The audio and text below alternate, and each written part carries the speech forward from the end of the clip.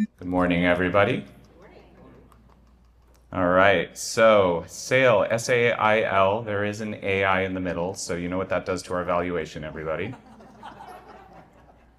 My name is Danny Friday. I'm the founder and CEO of this company, and I'm here to talk about a $91 billion problem. But before I get into that, I need to make sure it's not a high savings account. It's actually a health savings account. It's okay. How many of you have one? Okay. And then how about the FSA, the flexible spending account? I'm crossing my fingers and hoping you don't lose your money. So the FSA is the one where you lose the money every single year. If you were to look at how many people lose money, it's about half of the population with an FSA losing a couple hundred a year. I was actually talking to an investor earlier this week, and he told me he lost a couple thousand. And I was like, whoa, first off, you're loaded. But second, like, that's a lot of money to lose. And it's a common experience for a lot of people. The HSA is supposed to be the one where you invest the money, but a lot of people just hold a cash balance. So great if you're a banker, but really bad if you're trying to build wealth long term. No offense to any bankers in the audience. So some of the reasons for this, well, when it comes to using the accounts, there's a lot of friction. People leave their debit card at home, leave it with their wife, leave it with their partner, whoever that may be. People honestly struggle to understand what these accounts are for. And that's actually one of the biggest problems.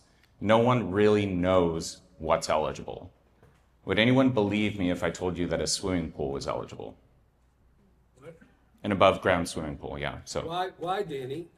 well, the list of qualified medical expenses is very long. Over at the screens, if you take a look, you can see Health Equity's website listing all of the eligible medical expenses. By our count, that's about 800. We got halfway through the alphabet? Okay, great. So that's what's going on, and you'd be shocked at some of the things that the IRS considers eligible. Open U.S. healthcare. So we've been looking at this problem for a while. I'm a software engineer by training, and I thought, well, what could I really do about the cost of healthcare? I mean, I'm not a domain expert. There's only a few things I can do. And I realized that there is one fix here, and it's fairly straightforward, and it's a user experience fix. Basically, get rid of the debit card. What we do is we build the infrastructure layer that allows any credit card, any debit card to be linked to a health savings account or a flexible spending account.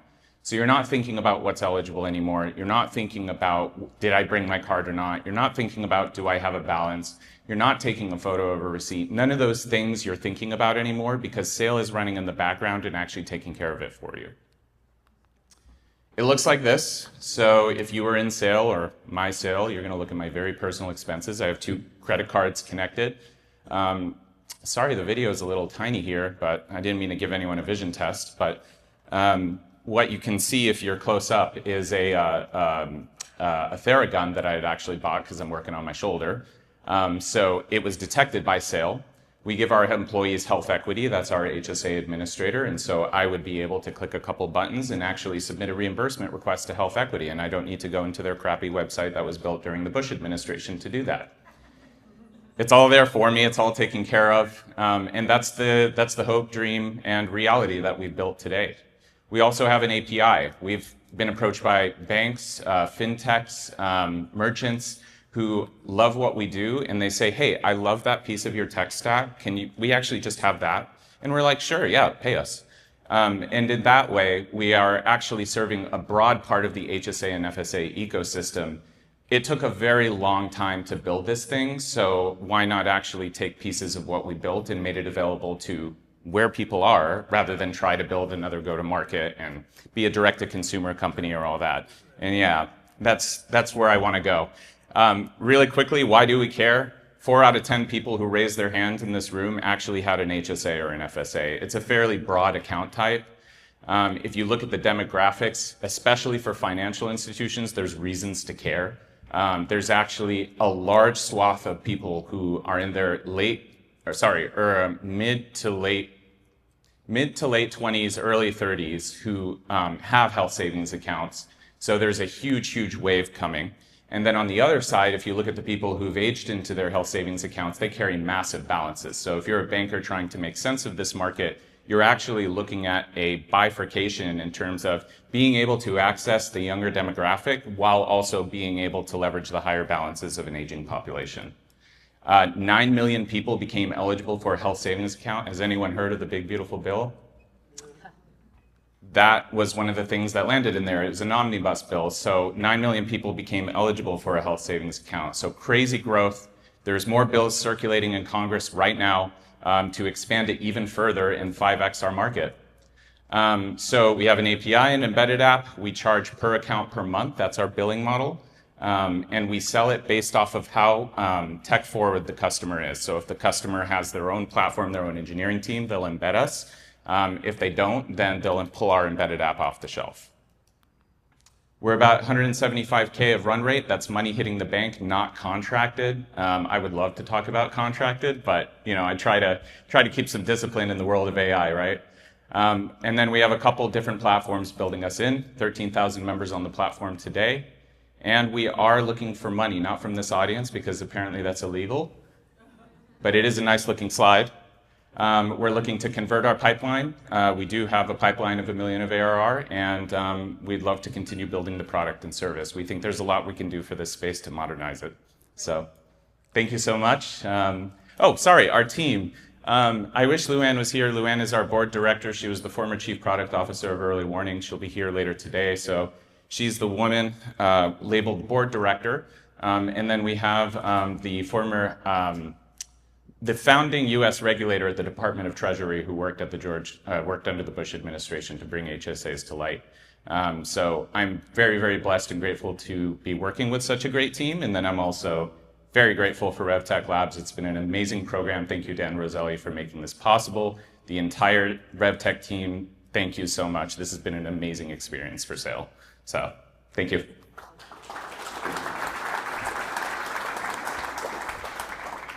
Cool. Danny, great depth, great presentation. You really did an excellent job. Also, you have an all-time name, and it's just it really speaks to like you were born to do this. So, also, I was reading while you were talking at the very end on the team slide. You've done this before. You've done stuff in telehealth. I feel like we didn't quite get into that, or like that was news to me at the end, and I was like, oh, that makes me like you even more. But speak to that a little bit. Like, what was the thing that you did before? Yeah. So the mission of the company has been to make healthcare affordable. And when I first started out, I thought there were multiple ways to do it. And we actually thought that insurance coding, insurance billing was actually very operationally expensive. So we thought, what if we got rid of all of the coding requirements, all of the admin that's usually associated with pre-auth and all that sort of stuff, and we just passed all the savings to customers. So that was my first company, at least in this space. I learned a lot. And one of the things I learned is that Americans love their health insurance, even if they shouldn't. So that made it a little bit difficult to actually get the traction I was looking for as a direct-to-consumer company. And then we ended up doing this. And then this just ended up being a better fit for my skill set as well. Love it. People love serial founders too. So I talk about that at some point, right? Even if it's just a little clip at the side. But also love the swimming pool example, then getting on that, the scrolling. I feel like at that point, that was probably enough of the like screen sharing and demo type of thing, because then at that point, then it became really small. It was hard to see the entire product. With that being said, I felt like we really hit the problem very, very, very hard. And at some point, I was kind of thinking to myself, like, all right, I got it. Now I'm interested in like, how do you make money? Like, and you eventually got there, but it was a lot of the same type of thing. And you caught my attention immediately. It was a great opening, great story, all that stuff. And I was thinking like, all right, cool. I'm ready. I'm ready for the next part of the conversation. That's great feedback. Thank you. I echo all of that, and I have lived through that pain point of watching those dollars evaporate and not seeing them go, back in. So that is a lived pain point, and I love that you're solving for that. As eager as I would be to consume this from the direct-to-consumer side, I really am compelled by the enterprise approach. When you think about broad FSA programs and the amount of dollars, this can be another offering that commercial large enterprise organizations offer to their employee base. So I could see that really being a boost to your sales cycle. What has been your experience there with that? Yeah, there's definitely payroll tax savings associated, so more people contributing actually drives down employee benefit costs, and there's definitely a rabbit hole associated with that from a cost containment perspective. We definitely looked at it. I think the challenging things with employee benefits is the sales cycle tends to be very long and unforgiving. to a young venture-backed startup. We see sales cycles being a year to a year and a half. And so switching over to more of a platform-based approach, to your point, of selling to enterprises has been a boon to us because our sales cycle length decreased significantly. But yes, we would love to work with large employers, large enterprises. At PEOs especially, we think there's a great cost containment story there. And so it's the ones with a tech-forward engineering team that we tend to identify as our ICPs these days. Okay. Yeah. So, and you talked a lot about making healthcare affordable, but I also really, I don't know, the storyline of something about reducing loss, capturing that. That to me seems very significant because I don't know that I'm paying less by but recouping those dollars, but I'm not going to lose those dollars. And that is an advantage. That's the story there. Yeah. Yeah, thank you. That's a good point. Yeah, cool. Danny, that was great. Yeah. So do consumers have to do anything so you get involved with like a merchant bank or an issuing bank or something, and they integrate with you, and then like all of a consumer's purchases are evaluated against HSA opportunities. Is that correct? Yeah, we handle transaction level and item level data as well. So does the consumer have to do anything once you're integrated in to their issuing bank or whatever? Yeah, so if it goes through an FI, then in that case, all of the expense tracking is automated. That data would be coming out of the core or coming out of digital banking, wherever that data is coming from. So it does meet the user where they are, which we really like, in which case the only step required from that point is a login to the administrator. So using your credentials to log into your Health Equity, your Optum, your Inspire, whatever it is. So that would be the manual intervention step to at least onboard. And then following that, just pushing the reimbursement button. So the consumer is going to have to go into some portal every now and then and say, reimburse me for my swimming pool. Yeah, we do require attestation just to make sure that it was in fact a swimming pool, and you understand that the IRS really cares about it being a swimming pool. Is that going to be the hardest part? Growing revenue here is getting the consumers to do the last mile part? Well, the good news is that we get paid when a platform integrates us. We don't get paid necessarily when there's usage from the end user. And one of our flagship customers looks at us as a differentiator for our plan. And we hear that a lot from our customers, is that we give them something that they couldn't previously talk about. So we're built into an ancillary health insurance plan right now. And when a broker brings it up, they tell us they win deals because they're able to say something different. So your risk would certainly be greater if you were tied to usage, but it's possible that your upside would be higher if you were tied to usage. Yeah. Exactly. Yeah, we do build in some upside in our revenue model for any interested investors who are definitely not in this audience. Yes, we do have things like that. Like we're able to capture, for instance, any products purchased, affiliate revenue share, things like that. Well, let's talk after, because there's a couple of investors that I know that I think that would be valid for you to talk to, and one guy who could be a good channel partner. That would be great. That'd be cool. Yeah, good. Okay, who wants to say something to Danny Friday? This is your one chance to talk to Danny Friday, everybody. No, there'll be more. I'll be around. I promise. Yeah. No, you already got behind and sure. Yeah. Hey, great presentation. Wondering if you have to take HIPAA into consideration given its health purchases and Do you have to take HIPAA into consideration, given that it's... So if I had glasses, I'd have to push them to my face and say, technically, no, we don't have to. There's a carve out for financial institutions, but we implement HIPAA anyway because we're integrated into an ancillary plan. So when they send us census data, that in of itself is considered PHI. So literally just the onboarding data is what triggers HIPAA for us. If we were just purely touching transaction data and item level data, technically no. So it just depends on what triggers. Yeah. That's a great question, though. One more. We had another salmon colored shirt. Salmon, no salmon. Yeah?